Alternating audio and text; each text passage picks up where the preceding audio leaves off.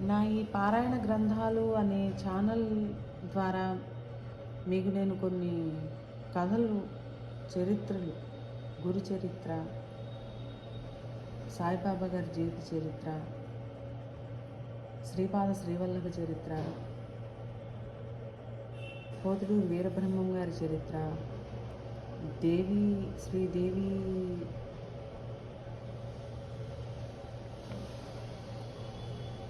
పారాయణం, ఇట్లాంటివి కథలు ఇప్పటివరకు చదివి వినిపించాను.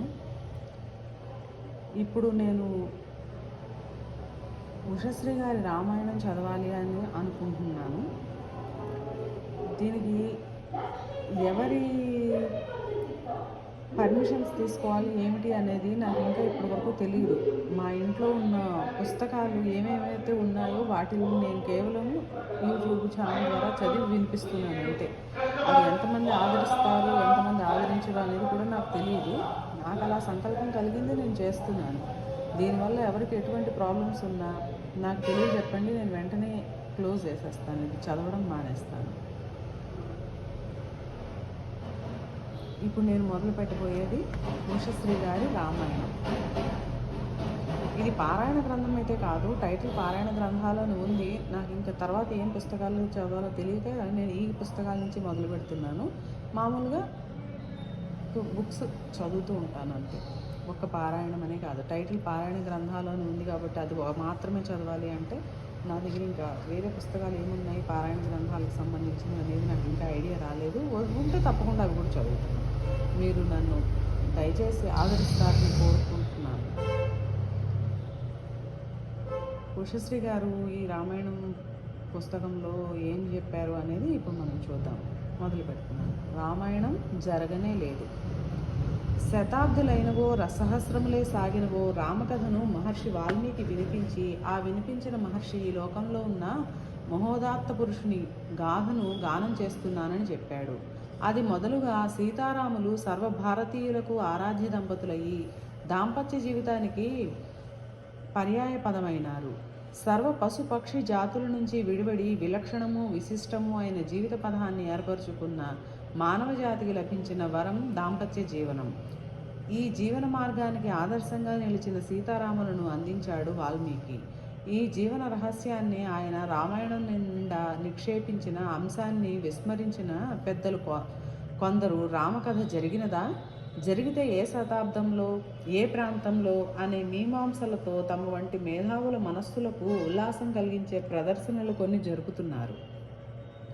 పరమ సంతోషంతో వారికి చేతులు జోడించి మహర్షి వాల్మీకి తన కావ్యంలో ఈ దాంపత్య జీవన విశేషాలు ఎలా నిర్ధారించాడో చూద్దాం.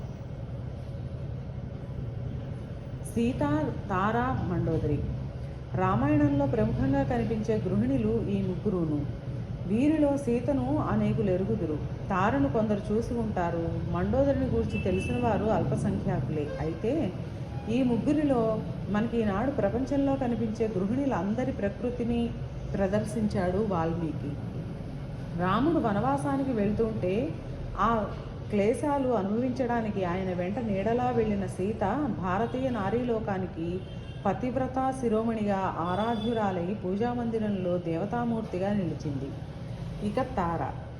నాగరికత పెరిగిన మహానగరాలలో ఈ తార విశ్వరూపము మనకు గోచరం అవుతుంది. వానరరాజుగా ఉన్న వాలికి మహారాణిగా జీవితం గడిపిన తార వాలి మరణించిన తర్వాత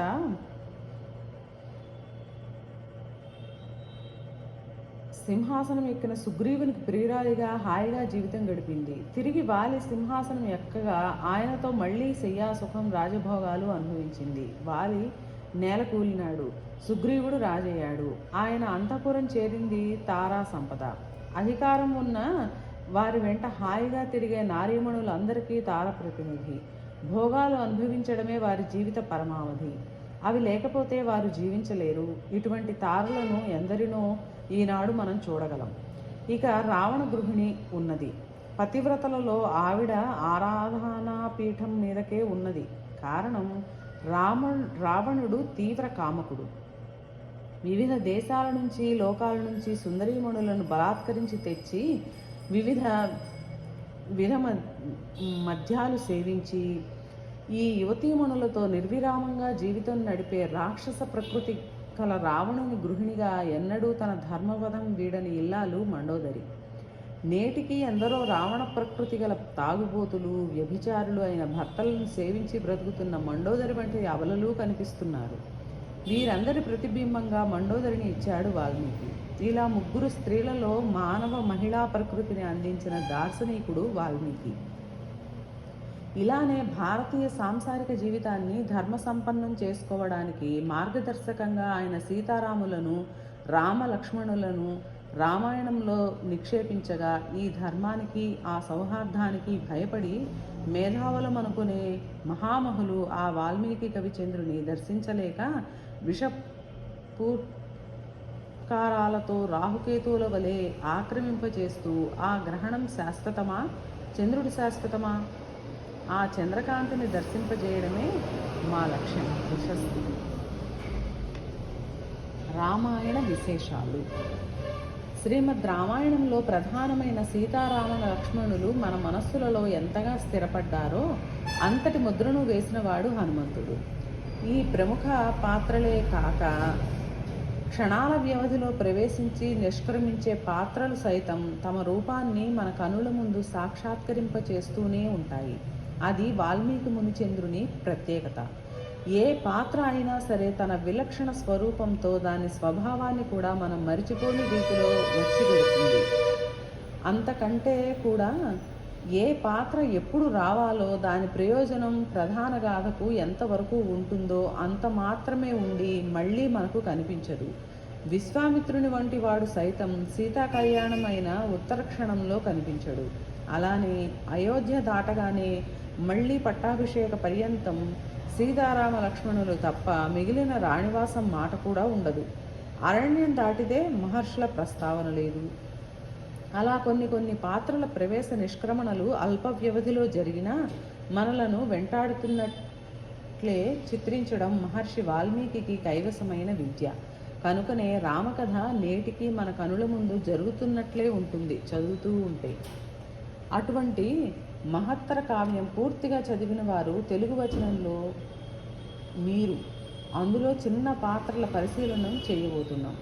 చూడండి. ఏది కవిత్వం అనే మీమాంస ఈనాడు కొంచెం పరిహాస్పదంగా కనిపించవచ్చు. కానీ కవిత్వం పేరిట ఇటీవల అమ్ముడవుతున్న సరుకును చూసి ఇదా కవిత్వం అనే ముక్కును వేలు వేసుకునే వారి సంఖ్య పెరిగిపోతుందనుకుంటున్న తరుణంలో ఈ మీమాంస అనాలోచిత రమణీయం కాదు. నిన్న మొన్నటి వరకు దేశంలో కవులే కానీ మహాకవులు లేరు. ఈనాడు కవి కనిపించడమే లేదు. ఇంత ప్రజాస్వామ్య దేశంలో అందరూ మహాకవులే, కవి చక్రవర్తులే. తిరుపతి వెంకట కవుల ధర్మమా అనే కవిత్వం రాజవీధులు వదిలి ఇరుకు సందుల వరకు చేరాక, గిడుగు రామమూర్తి పంతులు పుణ్యాన గ్రాంధిక వాసన జ్ఞానము లేని వ్యావహారిక రచనారంగానికి ప్రధాన భూమి అయ్యాక రచయితల కళలు నల్లేరుల మీద బండిలా సాగిపోతున్నాయి. ఇలా సాగేవారందరికీ ఉత్త కవి అనిపించుకోవడం కంటే ఒక విశేషణం అనగా భావకవి, అభ్యుదయ కవి, దిగంబర కవి, విప్లవ కవి, వచన కవి, యుగ కవి ఇలా ఎన్నెన్నో తగిలించి మున్ముందుకు పోవాలని అనిపించింది. ఇన్ని బిరుదులలోనూ మహాకవి శబ్దం కొందరికి అత్యంత ప్రీతిపాత్రమైంది. ఇంతతో అసలు కవి తెరమరుగున పడిపోయి విశేషణ కవులు తెరకెక్కారు. దానితో కవిత్వం పోయి విశేషణాలు మిగిలాయి. మూల విరాట్టులు లేని ఆలయాల్లా. 3-4 కావ్యాలు, 3 నాటకాలు రాసిన కాళిదాసు వంటి వాడు సైతం మంద కవియ యశః ప్రార్థి అన్నాడు. అంటే కవిని కావాలనుకునే మూర్ఖుణ్ణి, అంతే తప్ప మహాకవిని కాలేకపోయాను అని చింతించలేదు. ఈనాటికి తెలుగు పల్లెలలో ఆబాల వృద్ధ పర్యంతం చేత తన పద్యాలను పలిగించుకునే పోతన్నగారైనా, నన్నయ్య తిక్కనాది కవులు అయినా అంటే కవిత్రయం వారిని కవులుగానే ప్రశంసించి జోడించారు కరకమలాలు, మహాకవులని పొగడకుండా. ఇక్కడ ఒక చమత్కారం ఉంది. కాళిదాసు దృష్టిలో కవి శబ్దం ఒక్క వాల్మీకికే వర్తిస్తుంది. అలానే పోతన్న గారికి నన్నయ్య తిక్కనల కవి శబ్దవాచ్యులు. ఇలా కవిత పలికి అసంఖ్యాక జనం ఆదరణ పొందిన అక్షర పరబ్రహ్మోపాసకులు అందరూ తమ పూర్వులను కవులుగా ఆరాధించుకున్న వారే తప్ప మహా బిరుదులు తగిలించాలని తాపత్రయపడలేదు. తెలుగు జాతి ప్రతిష్టను భారత జ్ఞానపీఠం మీద నిలిచిన కల్పవృక్ష కవి సైతం తన బిరుదాలేవి గ్రంథాల మీద ముద్రించుకోలేదు. ఆయన కూడా ఒక్క వాల్మీకి కాక వేరొక్కడెవడు సుకవి శబ్దవాచ్యుడు అన్నాడు అంతే. ఇలా చూస్తూ వస్తే ఇందరికీ వాల్మీకి ఒక్కడే కవి. ఆయనకు అంజలి ఘటించకుండా శ్రీకారం చుట్టిన కవులే లేరని అనలేం. ఉన్నవారు రామాయణం చదవకపోవచ్చు కానీ రామకథ ఎరుగని వారు లేరు. కవితా ప్రస్థానం సర్వభారతీయ సారస్వతోపాసకులకు కవితా మార్గం చూపినవాడు ఆయనే. అదే చక్కని రాజమార్గం. సర్వ ప్రక్రియలకు అందులో బీజాలు ఉన్నాయి. శబ్దంతో గారడి చేసే వర్తమాన మహాప్రస్థాన కవులకు సైతం రామాయణంలో సుందరకాండ ఆధారభూమి. అక్కడి చంద్రోదయ వర్ణనలో అంత్యప్రాసల సర్గ ఈ ప్రాసన క్రీడాకారులకు రంగస్థలం. అది విషయాంతరం. వాల్మీకి తన రామాయణంలో ఏ విషయాన్ని ఎంత వివరించాలో, ఎలా ప్రదర్శించాలో, ఎక్కడ ఒక పాత్రను ప్రవేశపెట్టి ఎప్పుడు నిష్కర్మింప చేయాలో చూపించి, ఏ సన్నివేశంలో ఏం మాట్లాడాలో కూడా విశదం చేసిన తీరుని చూస్తే కవితా సామాగ్రి అందుతుంది. ఆ తరువాత కవి కావడం అనేది వారి వారి పురాకృతం, కాదంటే కృషి. వాల్మీకం అంతా చదివిన వారికి, చదవగల వారికి ఈ ప్రసంగాలు అవసరం లేదు. ఆ అవకాశం లేని వారికి, ఆసక్తి కలవారికి మాత్రమే. మంధర బాలకాండలో అత్యంత ప్రాముఖ్య పాత్ర విశ్వామిత్రుడు. సీతా కళ్యాణం అయిన మరుక్షణంలో ఈయన నిష్క్రమిస్తాడు. అంటే బాలకాండ ముగియకుండానే అదృశ్యమైన మనం రామాయణం పూర్తి చేసినా ఈయన మనను వెంటాడుతూనే ఉంటాడు. అయోధ్యకాండలోని మంధర, కైక, కౌసల్య, సుమిత్ర, సుమంతాదులతో భరత శత్రుఘ్నులు సైతం ఆ కాండ చివరి వరకు రాకపోయినా వారు మనలను వీడరు. అరణ్యంలో ఎందరో ఋషులు, ఋషిపత్నులు, వీరి ప్రస్తావన మళ్ళీ ఉండదు. రామకథ ఇంత కావడానికి ప్రధాన కారణం శూర్పణఖ. అది కూడా ఒకే ఒక్క సన్నివేశంలో ప్రవేశించి నిష్క్రమిస్తుంది. 6 కాండల గ్రంథం, 24,000 శ్లోకాల కథ. ఇంత బృహత్ కథలో 5-6 నిమిషాలు మాత్రం మనకు కనిపించిన ఓ శూర్పణఖ పేరు చెబితే నేటికి పసిపాపలతో పాటు శీల సంపన్నులు సైతం భయపడిపోతారు. అది ఎవరి కొంప కోల్చడానికి వస్తున్నదో అని. ఇంతకంటే బహు స్వల్ప వ్యవధిలో ముగిసిన పాత్ర మరొకటి ఉంది. అది మంధర.